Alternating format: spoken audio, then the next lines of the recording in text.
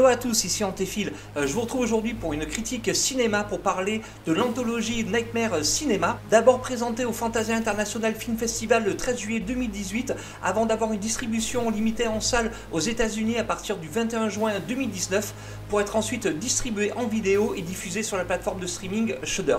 Une anthologie proposée par Joe Russo, l'un des réalisateurs d'Avengers, mais surtout Mike Garris, l'un des créateurs des Masters of Horror et de Fear Itself, des anthologies dédiées à l'horreur, donc quelqu'un qui s'y connaît dans ce domaine.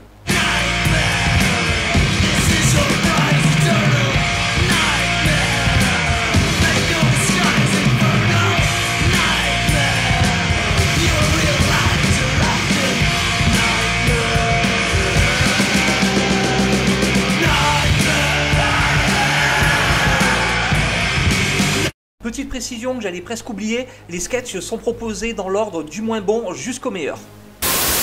5 sketchs sont proposés pour Nightmare Cinema avec un casting réalisateur vraiment pas dégueulasse qui comprend Alejandro Brugués, Ryohei Kitamura, David Slade, l'immense Joe Dante qu'on ne présente plus et Mike Garris lui-même.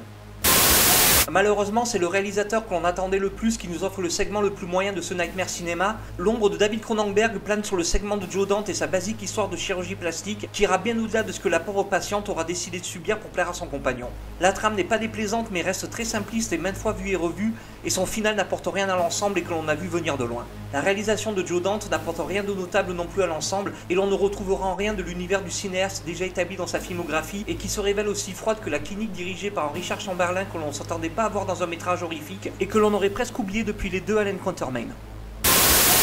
Un scénario sympathique pour le dead de Mike Garris mais qui tourne vite en rond, où un adolescent prodige du piano revient d'une expérience de mort imminente avec le don de voir les morts pour une version trash de Sixième Sens avec la présence d'Annabeth Gish d'X-Files. Un segment qui est loin d'être passable mais qui n'apporte rien de bien palpitant à son intrigue jusqu'à son twist final sans grande originalité dont malheureusement je n'ai pas grand chose à dire de plus. Next. Côté originalité, on est servi avec This Way to Regress de David Slade, petite expérience sensorielle en noir et blanc où David Lynch et David Cronenberg auraient copulé en se tapant la tête contre les murs, où une pauvre femme fait face à des distorsions de la réalité. Visage déformé, ambiance glauque, recherche de la compréhension du mal qui ronge la pauvre victime font partie de ce segment surprise de Nightmare Cinema qui s'aventure bien au-delà des thèmes que ce type de film à sketch propose d'habitude. On notera au passage un petit caméo méconnaissable de l'acteur Patrick Wilson, une franche réussite pour ce segment. Une autre pépite avec le démarrage pourtant classique de The Thing in the Woods d'Alejandro Brugués qui voit le ton de son slasher tourner à la dérision, plus les questions se poseront sur l'identité du tueur qui n'est pas sans nous rappeler notre bon vieux Red is Dead. Gore as Way, doté d'un twist bien senti, ce premier sketch dans l'ordre chronologique fait débuter ce Nightmare Cinema de la meilleure façon qui soit avec ce ton second degré. C'est presque à se demander si Brugués n'a pas subtilisé le script originalement proposé à Joe Dante.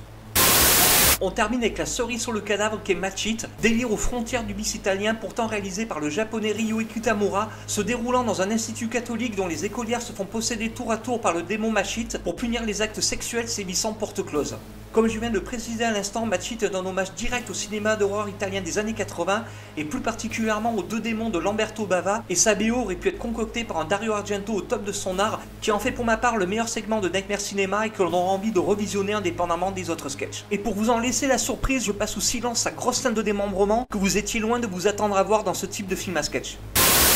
Une très bonne surprise au final dans le genre pour Nightmare Cinema qui propose quelque part plus un hommage aux maîtres du genre que sont David Cronenberg, David Lynch, Stuart Gordon, Don Coscarelli, Lamberto Bava ou Sam Raimi qu'une simple anthologie dans le seul but de proposer des sketchs horrifiques, malgré son gros point faible qui est son fil conducteur avec un Mickey Rourke qui interprète le projectionniste du cinéma cauchemardesque qui ne présente aucunement ses motivations, ce qui donne un final assez expéditif et sans imagination, mais à qui je donne un 3,5 sur 5 pour le presque sans faute de ses sketchs, plombés malgré tout par les segments simplement moyens de Joe Dante et Mike Garris. Alors merci d'avoir suivi cette critique, j'espère que la découverte de Nightmare Cinema vous plaira autant qu'elle m'a plu. N'hésitez pas à partager, liker, commenter et à vous abonner, et moi je vous retrouve très rapidement. Tchuss!